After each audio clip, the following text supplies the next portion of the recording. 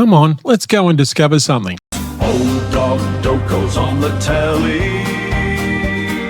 Bring a smile, warm up my soul. Out, push her down the valley. Stories of legends never... This empty patch of ground doesn't look like much, but it used to be full of water. The shallow circular scars you can see are where enormous treatment tanks once sat, quietly filtering millions of litres every day before the water was sent on its way through the network of pipes. Today the machinery is gone, but the landscape still remembers. This is the site of the old Petrie water treatment plant, and it was put in because the people of the area needed water, and clean water at that. And this was the job of this plant. The plant ran for 60 years, and now it's actually treated somewhere else. And we'll talk about that on the very next episode. But imagine the excitement of people around here. In those days, they were all on tank water. It was a rural area back then. The excitement of being able to finally have pressure and tap water. And here stands what's left of the old water treatment plant.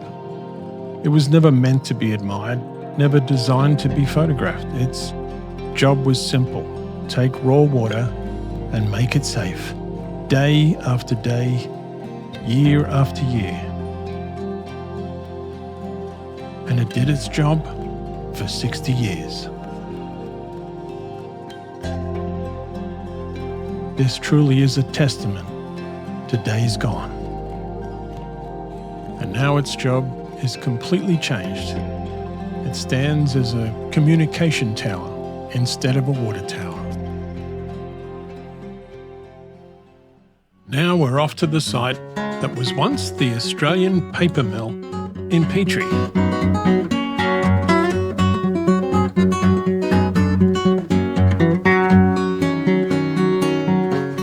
Construction on the Petrie mill first commenced in 1951 on the east side of the railway line, on land that had previously been, well, just dairy farms. However, that early work was halted in 1952 due to the national recession. Once economic conditions improved, construction resumed in 1955, leading up to the mill's official opening on December 1957 by Prime Minister Robert Menzies. Remember at the outset of this video, we asked what could be so thirsty that it would need something as big as a lake to drink. Well, this did. This was the paper mill. The paper mill, it's estimated at its very peak, would use 13 million litres of water a day just to keep the rollers turning. Well, to put this into some sort of perspective, and I love perspectives, if you've got a standard size family built-in swimming pool, 55,000 litres, the mill would actually take 230 of those every single day. And this is what an opening used to look like. Men in suits, women in hats, and a building behind them that hadn't yet realised it was about to spend the next several decades being very, very loud. These people weren't here to work the mill, they were here to open it, which historically is an entirely different job. The men had titles, the wives had patience, and everyone understood that this was a serious occasion, even though nobody was quite sure what would happen once the ribbon was cut. Watch out for those rolls, Bob. For a brief moment, industry slowed down so that photographs could be taken. And in these images, frozen in time, you can see it clearly. Civic pride, social order, and the quiet confidence of people who knew they'd be home long before the machines ever warmed up. Because this wasn't just the opening of a mill, this was providing employment for hundreds of families for many years. So this is the site behind me of where the Australian paper mill originally stood. It took up all this area. The Australian paper mill was important to the area too. In its very peak, it had 500 workers here. The paper mill did a lot for economy here. It was the largest operation in this area. It also did great things. It built 60 houses for the workers in the area, and there was a couple of hostels as well. The paper mill was also responsible for building the first fire station in the area. The site is now the University of Sunshine Coast, but the workers can recall stories of when the mill first started.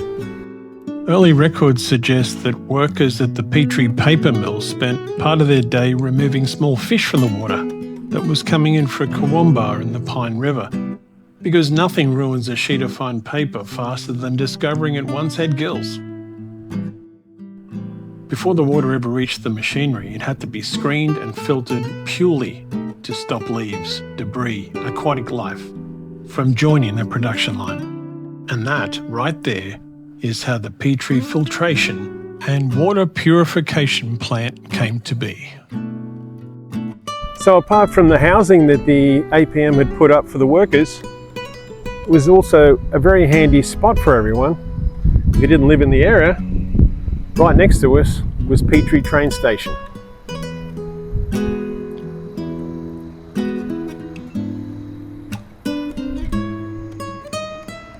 Look at that, the 10:02 from Caboolture, right on time.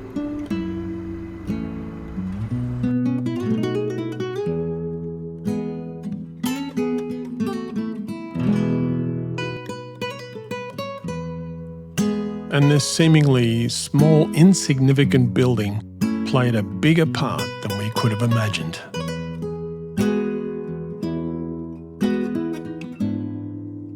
This modest little building behind me was the original site of the Pine Rivers Council, and in here is where those important documents were signed for that 60-year agreement for the Australian paper mill. Today, the building is home to a local theatre company. Same walls, just a very different kind of performance. And so, as a recap, after the deal was signed, we had the very site where the pumping station was going to be built. And there was a very important ceremony.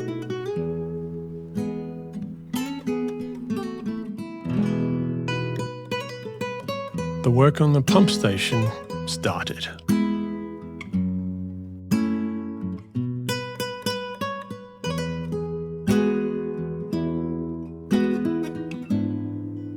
The inlet tower starts at the same time. Then the paper mill was up and running by 1957, the dam and the spillway done by 1958, and then of course the purification plant. And now the noise is gone, and what remains is this: calm water,